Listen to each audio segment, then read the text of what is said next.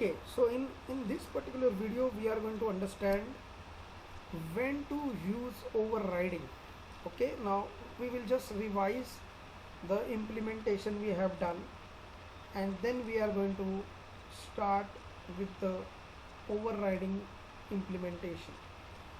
So here we have a class account. We are representing a account entity which we deal with in a day-to-day life account. So every account has account number, balance, right?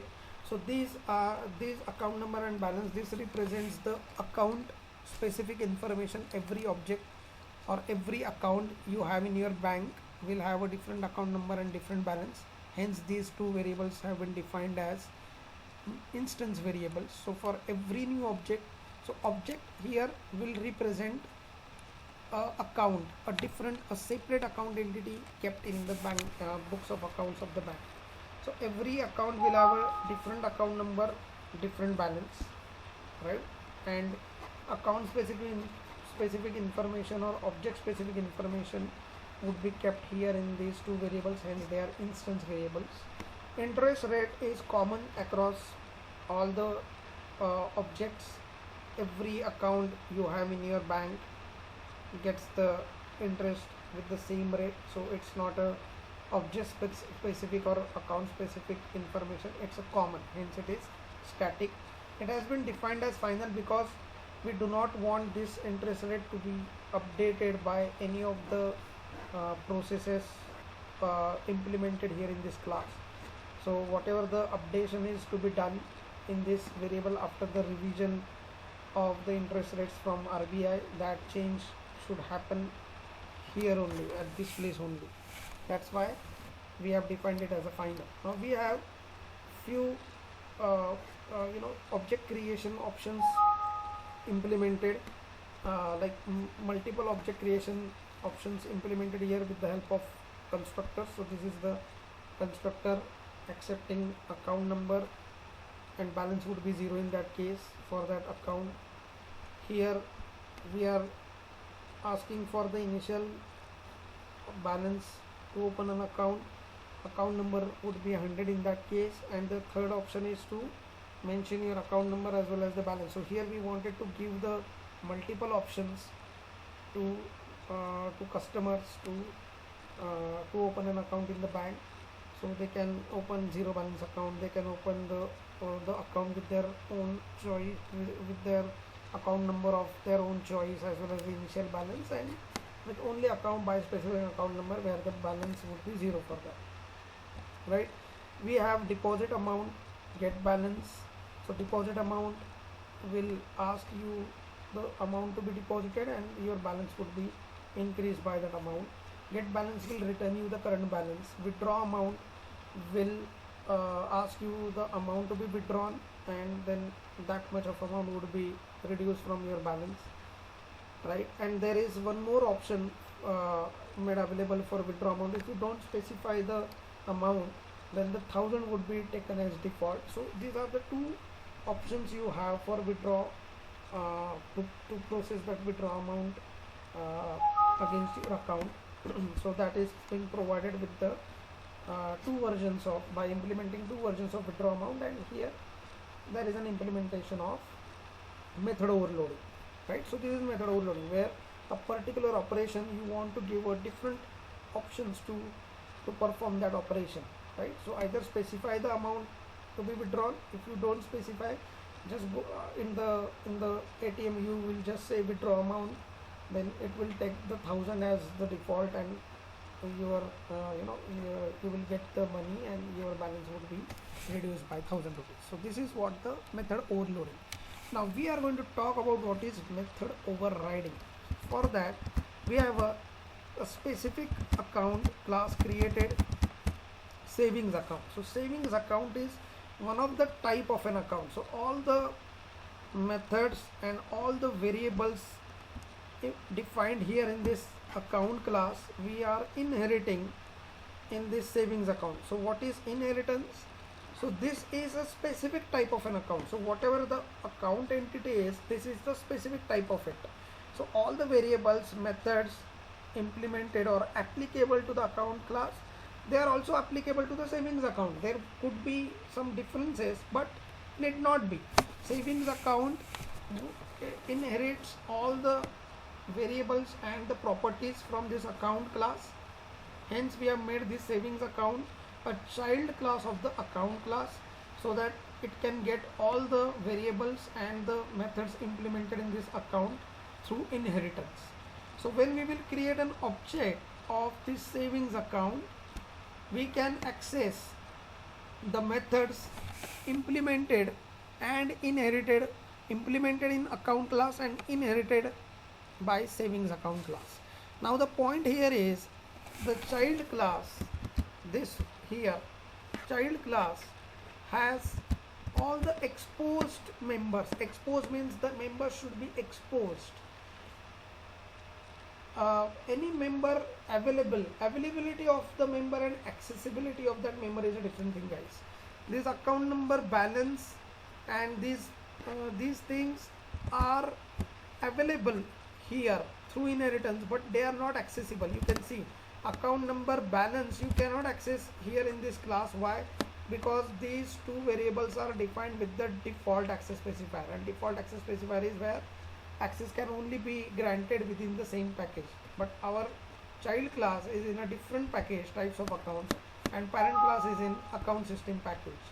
So here, even if this savings account is in the child relationship with this account class, still these members, account number, balance, they are not accessible here, but they are available here. Means when you will create the object of the savings account, even if these variables have not been defined here or these methods not been implemented here, still they are available to be used and to be called on the object of savings account. That is what the inheritance does. Now when we are calling a method here we are calling a method deposit amount, and the object ACT4 is of type savings account here.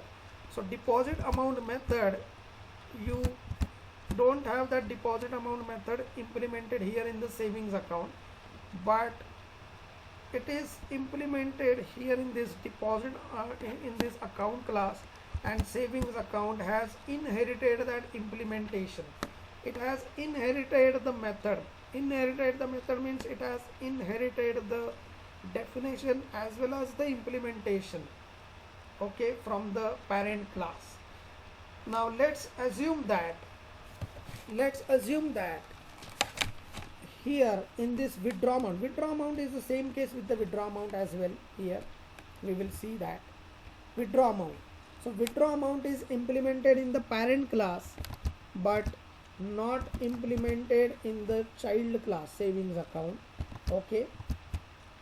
So ACT4.withdraw amount, this call would be placed to the withdraw amount implemented in the parent class. Here savings account doesn't have any method called withdraw amount. It need not to have any, because it has already inherited from the parent. Now let's assume that after opening the after giving the option to open a savings account to the customers, now customers, the bank has got a good response for this savings account, and now the bank has come up with one important rule related to the savings account, and that rule is that whenever you will withdraw the money from your savings account, now what is important is you should left with at minimum 1000 rupees. Means after processing your withdrawal, the amount left in your account should not be less than 1000. So at a given point of time in your savings account should contain at least 1000 rupees, okay. Now this is the rule they have come up with for the savings account. Now let's do the change of the implementation in this withdraw amount. So withdraw amount, here we are balance equal to balance minus amount is what the implementation we have, but the withdrawal is to be allowed only when the balance is sufficient, right? So balance should be greater than the amount you are asking to be withdrawn. So this is the implementation. I have just done the change in the implementation because there was no check in this implementation whether you indeed have the sufficient balance in your account or not to process the withdrawal, right? So this is the implementation of the method the savings account is inheriting. But savings account, along with having a sufficient balance, there is one more very important rule now the bank has started imposing, and that is to have the minimum 1000 rupees. Now currently savings account is inheriting the implementation of the withdraw amount from the parent class, and the parent class has implemented it like this. The only one rule is there, and that is everywhere, right? Your account should have a sufficient balance to process the withdrawal. That is understood. But now the savings account, now this is the generic this is the way generically the withdrawal is being done. So generic way is, if your balance is more than amount you are asking to be withdrawn, then that withdrawal would be granted, right? So this is the generic implementation, hence it is in the parent class account. But now the bank has come up with a different rule for savings, and because of that new rule, now this implementation which my savings account is inheriting from my parent class is no more applicable to my savings account, because there is a change in the rule. So my savings account is the applicability of this withdraw amount implemented in the parent class inherited in the savings account class is no longer applicable for my savings account. So my savings account no longer want to use the implementation of withdraw amount in the parent class due to the new rule. Now it wants to implement its own implementation because of this only. Otherwise it was absolutely fine in using the implementation done in the parent class, but because of the new rule now it can no longer use it, right? Now what we need to do, now we need to implement the withdraw amount. Now let's see, I'm saying implement. So definition of this method, like the return type, the parameter list, my child class doesn't have any problem with that. So it is still applicable. The definition is still applicable in my child class. So I'm just sticking to the definition. I'm not changing the definition. You can see the way method is defined. Originally the operation is defined in the parent class. My child class is sticking to that definition. The problem is only with the implementation, the logic, because of the rule change. So the child class simply wants to change the implementation of the method by keeping the definition as is. This is very, very important. I am not changing the definition which I have inherited here in this class. I am just simply changing the implementation, the logic part, and this concept is called as overriding. If you are changing the definition, okay, let's say the savings account wants different arguments or different data to process withdraw amount than only the amount, right? So the definition in the parent class requires the one parameter, that is double amount. It only requires the amount to be known. But let's say savings account wants something else also to know before the withdrawal can be processed. So there, if it adds one more parameter to it, so this will no longer be overriding. Overriding is where you are keeping the definition as is, you just want to change the implementation. So my withdraw amount method in the savings account, so savings account still requires only the amount to be withdrawn. It doesn't need any other data. So the parameter list is same what like the withdraw amount is not anymore changing uh, the definition of the method. It requires only the logic to be changed. So here it will write the logic. So it will say if balance, right, if balance is greater than amount, okay, that is the first check which it will do. The balance should be sufficient, that is there for it as well.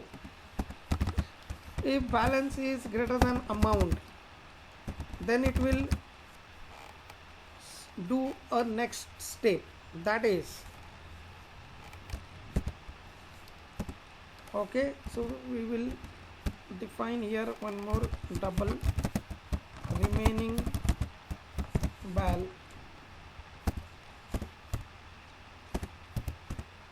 Okay, I'm just making it very simple for the understanding. So double remaining bal. So we will calculate the remaining balance. Remaining balance means the balance which remains after processing the withdrawal. So remaining balance is nothing but balance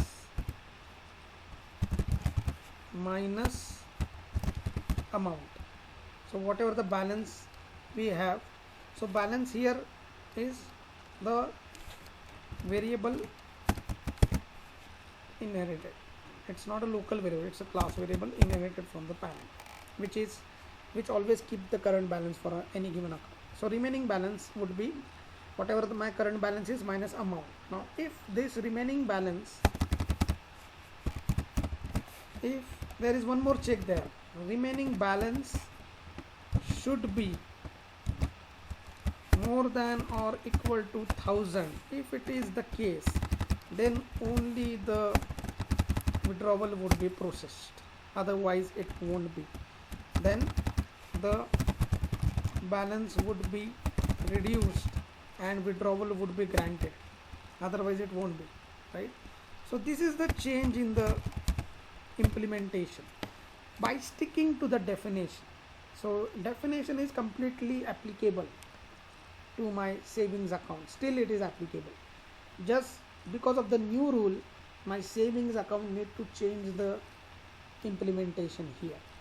This is called overriding, where the child class changes the implementation of a method by keeping the definition same. So whatever the method is, it has inherited from the parent, so it keeps the definition, it just changes the implementation because of some the applicability of few rules. Okay, so this is what overriding is. Now in this case, if we have the method overridden, now whenever we will call now withdraw amount with the object of child class, with the object of savings account, now it will give a call to the withdraw amount implemented in the savings account. Now the version of the method implemented in the parent is no longer be called with the object of child class now, because child class has now its own implementation of the method. It has overridden the method by keeping the definition same. It has re-implemented the method, so the parent class version of that method inherited by the child will no longer be called, then the child class object could be used to call that method. So overridden method gets called, and this is what we want to happen now, right? Because the withdrawal now should be processed based on the new rule. So according to the new rule, the method has been re-implemented.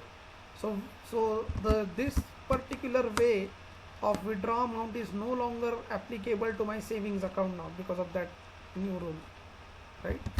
So that is what overriding is. This is how the overriding can be implemented.